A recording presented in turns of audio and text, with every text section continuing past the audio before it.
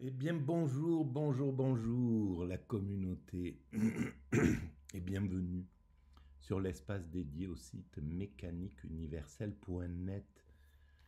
Ce site qui essaie de démontrer, un jour peut-être je vais m'en lasser de le dire, mais c'est pas encore pour tout de suite, de commencer toutes mes vidéos par ce leitmotiv. L'humanité est destinée à atteindre son ultime perfection selon ma théorie. Donc nous créons, nous construisons sans le savoir pour l'instant encore, sans que l'humanité n'en ait pris clairement conscience, nous construisons le paradis pour nos futurs descendants. Alors évidemment, il faudra quelques siècles d'évolution pour parvenir à cette finalité, mais l'humanité, elle a le temps. Évidemment, nous, les êtres humains, notre temps est un peu est compté, mais l'humanité, même si son temps sans doute est compté aussi, mais c'est une beaucoup plus longue échéance. Donc on construit ce paradis, et ce paradis, c'est l'accession, à mon sens, à l'extase. Et l'extase, c'est la fusion avec la nature. Et la nature euh, vue sous l'angle de Spinoza, c'est-à-dire le divin. Donc c'est la fusion avec le divin. L'extase est la fusion avec le divin. Et donc l'accession à la divinité incarnée par l'humain. Donc nous devenons dans l'extase l'incarnation du divin. Et c'est le sentiment, en tout cas aussi, pour ceux qui ont expérimenté l'extase, ça a été mon cas de façon accidentelle, je ne savais pas du tout ce qui se passait, mais c'est le cas de tous les grands expérimentateurs de l'extase qu'on retrouve dans le soufisme ou dans toutes les grandes communautés. Hein. Dans le judaïsme, c'est les,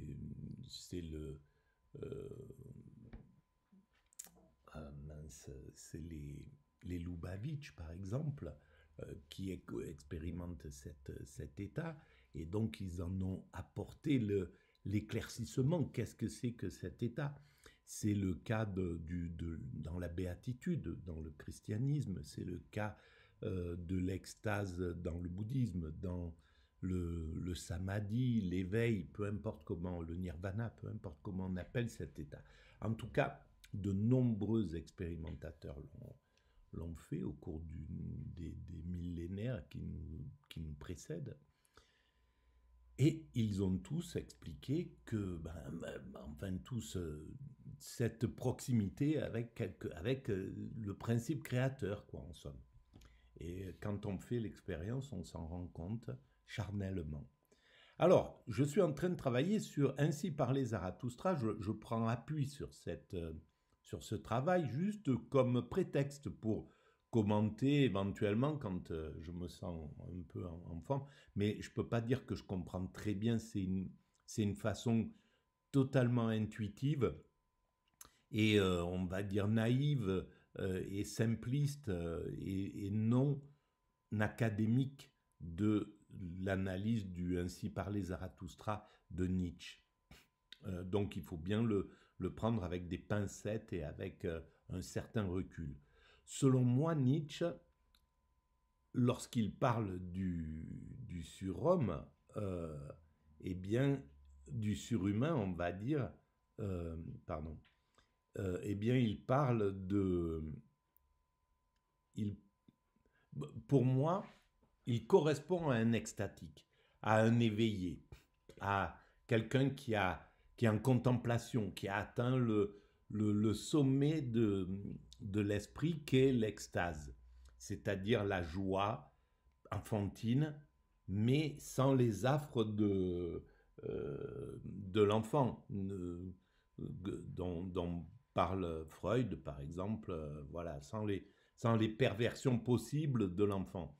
C'est un enfant c'est l'adulte qui a atteint le stade de l'enfance, de la joie de l'enfance, de l'esprit libre, vide, voilà, que rien n'entrave, en somme.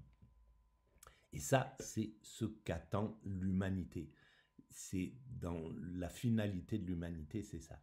Alors, je lance l'Ainsi parlait Zarathustra pris sur littérature-audio.com, donc c'est quelqu'un qui le lit, c'est Guy Marcy dans ce cas-là, et c'est un site que je recommande, littérature-audio.com. Allons-y, on y va. 1. Après le chant du voyageur et de l'ombre, la caverne s'emplit tout à coup de rires et de bruit. Et comme tous les autres réunis parlaient en même temps, et que l'âne lui aussi, le réveil. C'est le réveil. 1. Après le chant du voyageur et de l'ombre, la caverne s'emplit tout à coup de rires et de bruit. Et comme tous les autres réunis parlaient en même temps, et que l'âne lui aussi, après un pareil encouragement, ne pouvait plus se tenir tranquille, Zarathustra fut pris d'une petite aversion et d'un peu de raillerie contre ses visiteurs, bien qu'il se réjouît de leur joie, car elle lui semblait un signe de guérison. Il se glissa donc dehors, en plein air. Donc c'est bien la joie, la guérison, en fait l'accession à ce surhumain en somme.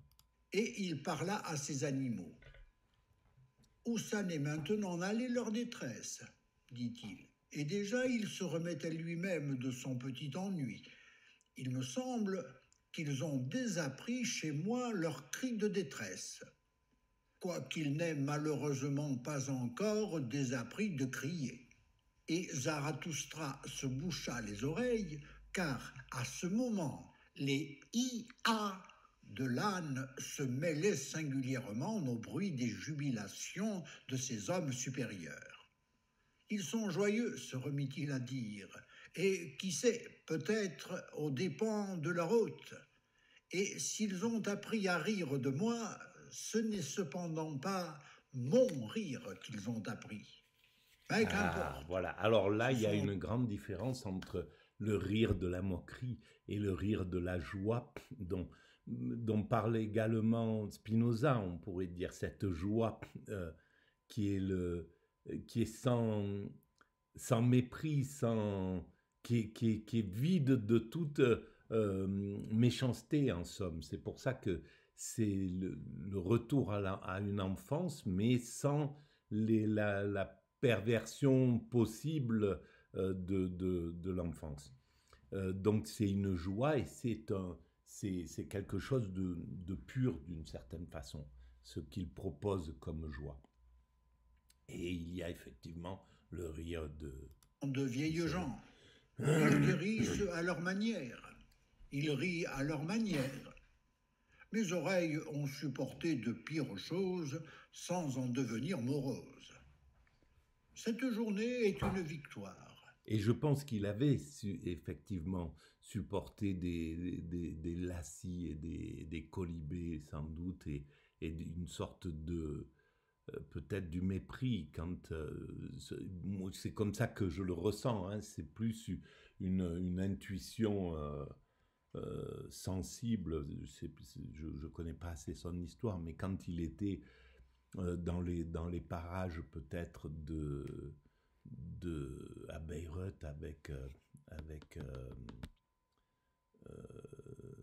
et puis peut-être même quand il enseignait, son l'exaltation fait que c'est un petit peu comme comme pour Van Gogh ou pour tous ces exaltés, ces créatifs hyper exaltés. Eh bien, ils sont pas compris, ils sont moqués, ils sont voilà la vision ordinaire de ces gens-là par le monde ordinaire et elle est assez évidente, quoi. Je veux dire, c'est souvent comme ça, quelqu'un qui est différent, qui est, eh ben, on va dans un village, on va me dire, mais il est fou, celui-là, regardez comment, voilà, c'est la chanson de, mais qui c'est celui-là? Il a une drôle de tête, ce gars-là. Il est drôlement gaga. Voilà, bon, ben c'est ça en fait, hein. Il recule déjà, il fuit l'esprit de la lourdeur, mon vieil ennemi mortel. Comme elle va bien finir cette journée qui a si mal et si malignement commencé. Et elle veut finir. Déjà vient le soir. Il passe à cheval sur la mer, le bon cavalier. Comme il se balance, le bienheureux qui revient sur sa selle de pourpre. Le ciel regarde avec sérénité, le monde s'étend dans sa profondeur.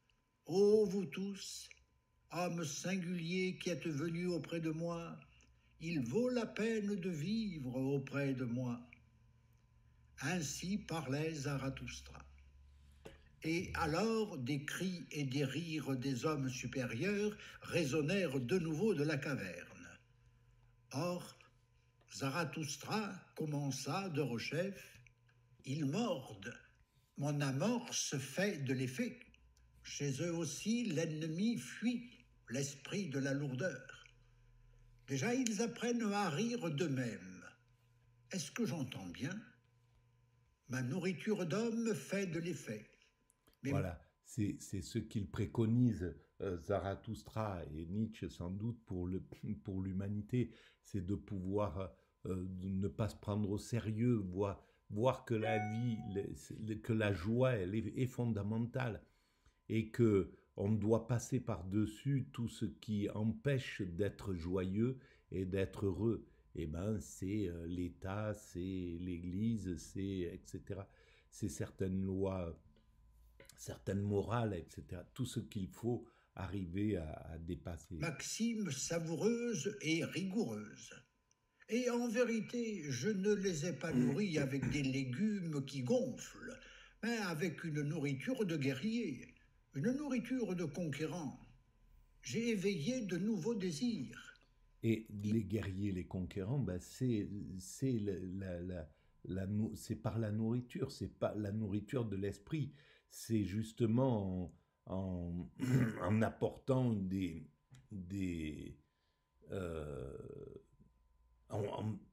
en faisant la guerre aux traditions obsolètes, aux morales obsolètes, aux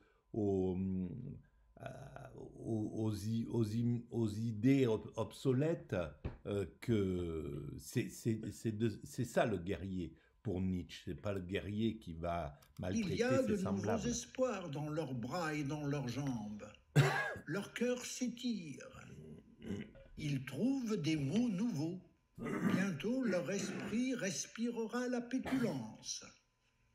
Je comprends que cette nourriture ne soit pas pour les enfants, ni pour les petites femmes langoureuses, jeunes et vieilles. Il faut d'autres moyens pour convaincre leurs intestins. Je ne suis pas leur médecin et leur maître. Le dégoût quitte ces hommes supérieurs. Eh bien, cela est ma victoire. Dans mon royaume, ils se sentent en sécurité. Le dégoût quitte les hommes supérieurs. Et ça, c'est quelque chose, eh ben, on pourrait vraiment adapter ça au monde actuel. Parce que là, le système, on est dans un moment paradoxal de l'évolution de l'humanité, où le monde doit s'unifier, passer un cap. Et dans ces moments-là, la vie est extrêmement périlleuse, difficile, démoralisante.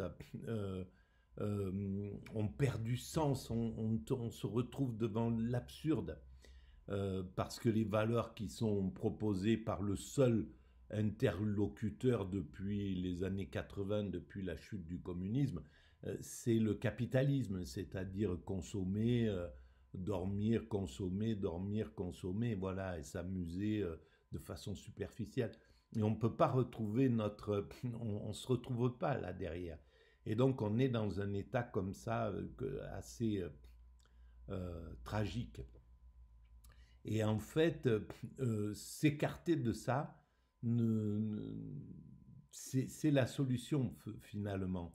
Ne pas prendre ça aussi sérieusement que ceux qui nous le proposent. Et on voit ce que ça donne à ceux qui l'écoutent qui écoutent de façon sérieuse CNews, BFM, etc. C'est LCI, et puis même ça s'est diffusé à l'espace public aussi, aux médias publics. On se rend bien compte que c'est insupportable, quoi. Ils plombent l'ambiance et il faut pouvoir se détacher de cette chose-là. C'est pas facile. Toute honte bête s'enfuit. Ils s'épanchent. Ils épanchent leur cœur. Des heures bonnes leur reviennent. Ils chôment et ils ruminent de nouveau. Ils deviennent reconnaissants. C'est ce que je considère comme le meilleur signe. Ils deviennent reconnaissants. À peine un court espace de temps se sera-t-il écoulé qu'ils inventeront des fêtes et élèveront des monuments commémoratifs à leur joie ancienne. Ce sont des convalescents. Ainsi parlait Zarathustra, joyeux dans son cœur et regardant au dehors.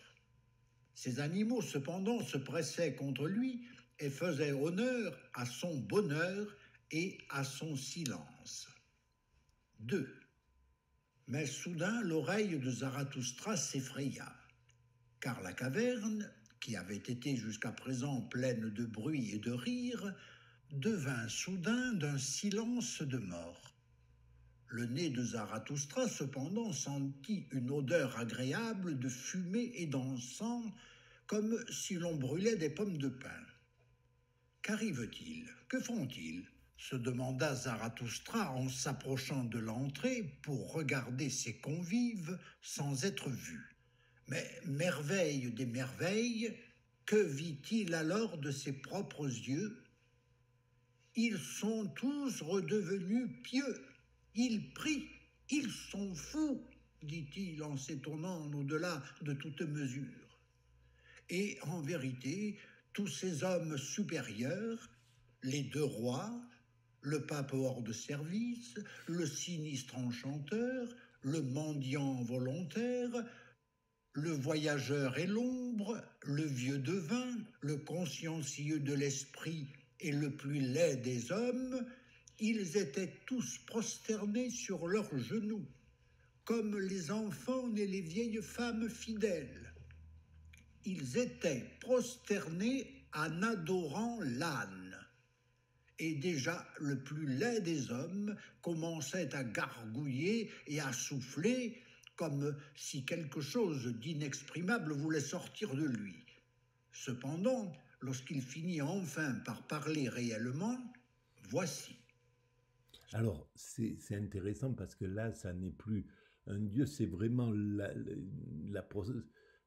ces humains supérieurs, ces hommes supérieurs dont il parle, qui sont un peu, d'une certaine façon, ce que l'humanité vénère, les hommes qu'on dit, voilà, le pape, etc., eh bien, au lieu d'être tournés vers un Dieu extérieur, vers un Dieu transcendant, ils sont tournés vers un Dieu naturel, et en plus qui rit, quoi, en somme. L'âne est là, il a sa propre volonté et il est complètement inclus dans la nature. C'est un symbole de la nature d'une certaine façon. Il est autonome, il est joyeux, enfin bref. Et donc ça change un peu ça veut dire qu'il a métamorphosé ses invités de la caverne. Ce qu'il psalmodiait était une singulière litanie pieuse en l'honneur de l'âne adoré et encensé. Et voici quelle fut cette litanie. Amen. Honneur et gloire et sagesse et reconnaissance et louange et force soit à notre Dieu d'éternité en éternité. Et l'âne de Brère, il porte nos fardeaux, il s'est fait serviteur, il est patient de cœur et ne dit jamais non. Et celui qui aime son Dieu le châtie bien. Et l'âne de Brère, il ne parle pas, si ce n'est pour dire toujours oui au monde qu'il a créé.